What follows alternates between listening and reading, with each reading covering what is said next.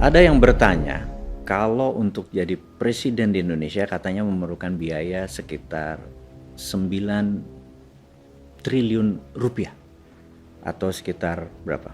1 billion dolar, nggak nyampe kali ya. 9 triliun rupiah itu dianggap adalah ongkos demokrasi termurah sedunia. Jadi jika seseorang memiliki 9 triliun, maka peluang dia untuk menjadi presiden atau pemimpin di Indonesia itu besar gitu. Nah, dan pada saat dia menjadi presiden, dia ngapain? Itu yang jadi kunci. Dia akan memegang hampir 2.000 triliun anggaran nasional. Anggaran nasional 2.000 triliun. Dan kita tahu PDB kita adalah 16.000 triliun, alias yang 14.000 triliun adalah pihak swasta. Yang menarik, kita sekarang gunakan terminologi dolar. Jadi 2.000 triliun itu sekitar 130 atau sampai 150 billion dolar. Itu nilai APBN Indonesia. Berita buruknya, di dunia ada lebih 500 perusahaan yang nilainya, yang omsetnya lebih besar dari 150 billion dolar. Kita ambil contoh, Apple. Itu sudah 1.000 billion, alias sudah 7 kali dari besarnya APBN Indonesia. Dan untuk menjadi pemimpin Apple tidak harus masuk gorong-gorong. Itu sederhananya ya, ngapunten ya. Ini hanya kiasan loh, contoh. Tidak harus mempermalukan dirinya untuk tidak jadi dirinya gitu ya. Dan untuk itu sulit seorang bosman ini mencalonkan diri menjadi presiden, karena para kandidat-kandidat yang lain itu humble orangnya, rendah hati. Bosman itu nggak bisa rendah hati. Contoh rendah hati ini, kalau kandidat yang lain ya ketemu 10 warga Indonesia yang tidak pakai sepatu, maka kemungkinan besar atau mungkin malah secara natural mereka akan mencopot sepatu tersebut supaya menjadi satu rata, menjadi sejajar dengan warganya. Gak mungkin kan bosman jadi memperlakukan seperti itu. Bosman apa yang dilakukan? Kalau ada 10 warga nggak pakai sepatu, dia nggak bakal copot sepatunya. Yang pasti adalah gue beliin itu semua orang sepatu biar sama pakai sepatu. Itu aja bedanya. Jadi kita tuh gak humble, paham ya? Nah, karena itu kan sulit kan bosman jadi presiden. Lalu siapa yang punya duit 9 triliun, 10 triliun itu? Ya oligarki. Jadi gak heran di demokrasi yang belum dewasa, rakyatnya bisa dibeli, maka oligarki itu bisa membayar kandidat-kandidat untuk lolos menjadi pemimpin Indonesia, untuk mengelola yang 2.000 triliun tersebut, dan untuk membuat kebijakan yang 14.000 triliun tersebut supaya beredar di kalangan oligarki doang. Kira-kira ya, ini jahat ya gua ngomongnya ya.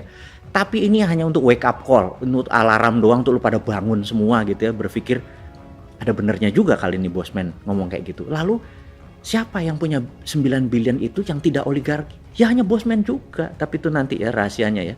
Gue kayaknya harus manggil dulu bawa kendi muter-muter itu dulu supaya langit kasihan sama gue gitu ya. Jadi intinya adalah ada cara kedua nih. Cara kedua untuk menjadikan non-oligar menjadi pemimpin Indonesia. Itu rumusnya. Bagaimana caranya? Gimana kalau kita ke sejarah lagi? Biasa nih bosman apa-apa ke sejarah, ke belakang, agar ada landasan berpikir, ada referensinya. Karena akademisi tanya, apa alasan lo? Apa referensinya gitu. Kita kasih bos, tenang bos. Jadi Anda sekolah jauh-jauh, kita fulfill atau kita penuhi ego ilmu tadi. Bahwa apa landasan Anda berpikir bahwa bisa menjadikan pemimpin negara ini tanpa bergantung pada oligarki gitu ya. Anda semua tahu dulu saya secara ecek-ecek pernah sekolah di negeri seberang dengan keilmuan yang sedikit tidak terlalu penting, karena itu bosman kan tagline-nya adalah wong bodoh ngaku pinter. Ya tetap saat ini ya wong bodoh yang ngakunya aja pinter, sok-sok baca buku gitu ya biar kelihatan pinter. Intinya adalah kita ingetin bahwa latar belakang aplikasi psikologi yang pernah saya peroleh dulu itu mudah-mudahan bisa membenarkan pada saat teori menjadikan seseorang jadi presiden atau pemimpin Indonesia tanpa bergantung pada oligar atau dananya oligar. Nah, dulu tuh sewaktu mengambil pelajaran applied psychology itu saya punya sahabat JB panggilannya, atau John Buchanan, ya nggak penting lah nama tersebut.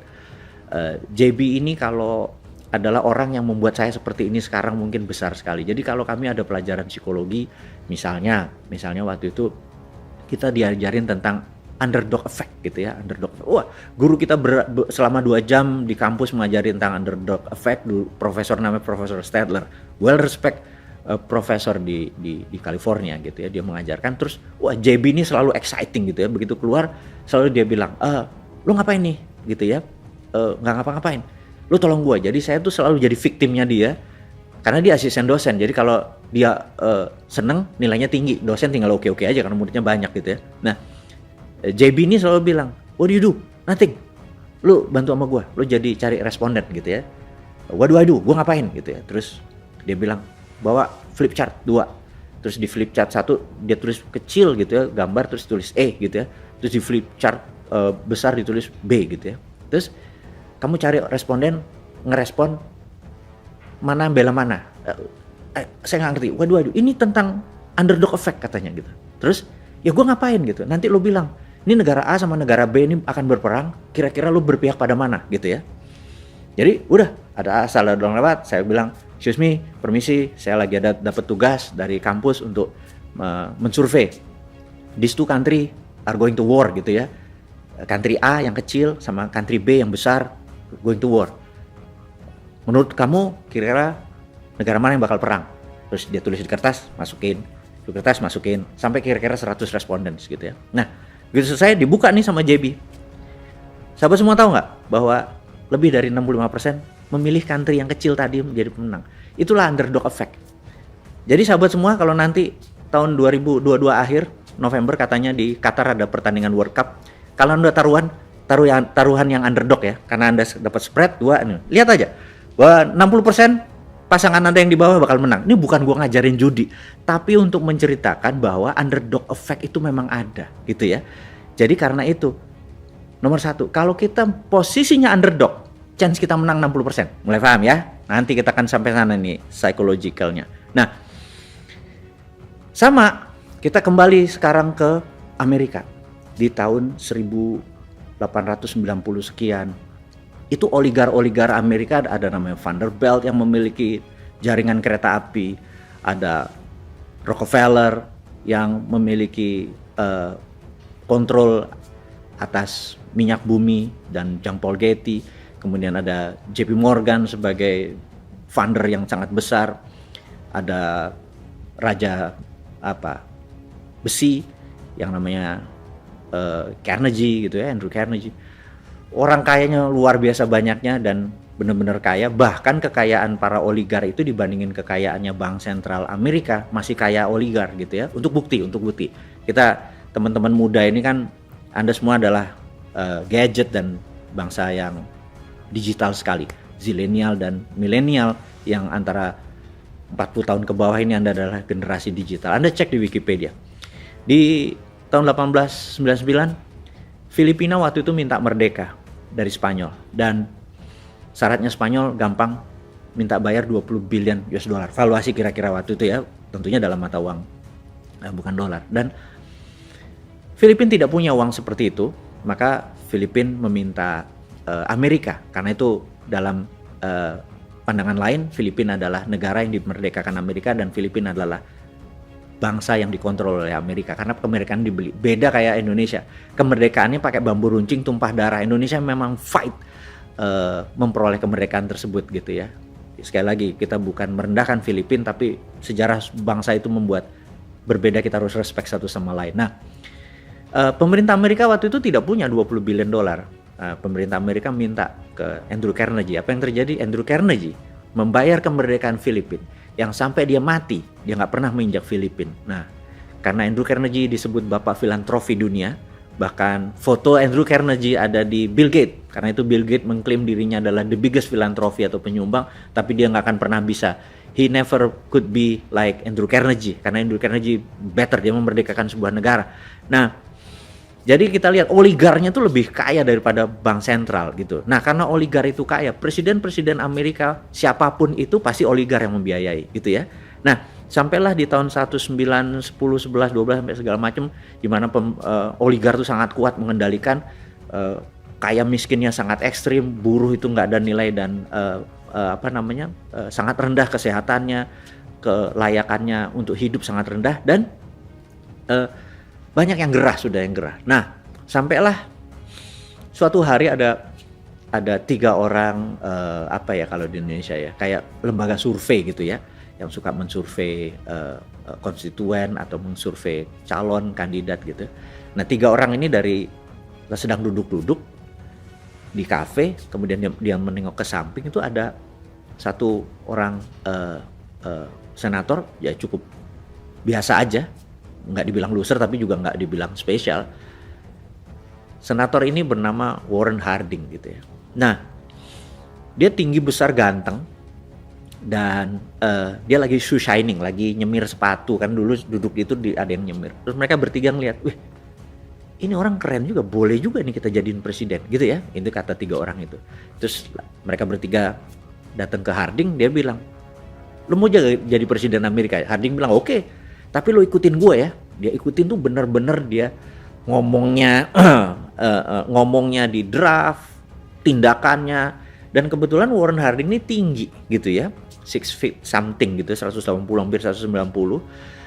Secara psikologi, sekali lagi ini ilmu psikologi, kalau orang tinggi itu maka orang kita yang di bawah ngelihatnya itu posisinya submission, atau bahwa di atas tuh posisinya otoritatif gitu ya. Jadi karena dia tinggi, ngelihat orang tuh otoritatif, jadi kelihatannya keren gitu ya. Jadi mengerti kenapa orang tinggi terkadang mempunyai nilai lebih gitu ya. Nah, Warren Harding ini tidak pinter-pinter banget, tapi di semua perkataannya, tindakannya di drill oleh 3 orang ini. Dan dananya dari mana? Anggap di Indonesia sekarang 9 triliun itu dikumpulin dari UKM gitu ya. Dari pengusaha UKM receh dikumpulin. To make story short, 1921 Warren Harding menjadi presiden Amerika, dan shock sekali oligar di Amerika. Dia nggak berumur panjang, hanya 2 tahun dia di Gedung Putih, dan dia bisa dikatakan presiden terkorup karena banyak sekali oligar-oligar membayarin dia, dan dia terima. Tetapi timnya dia membentuk sesuatu yang baru.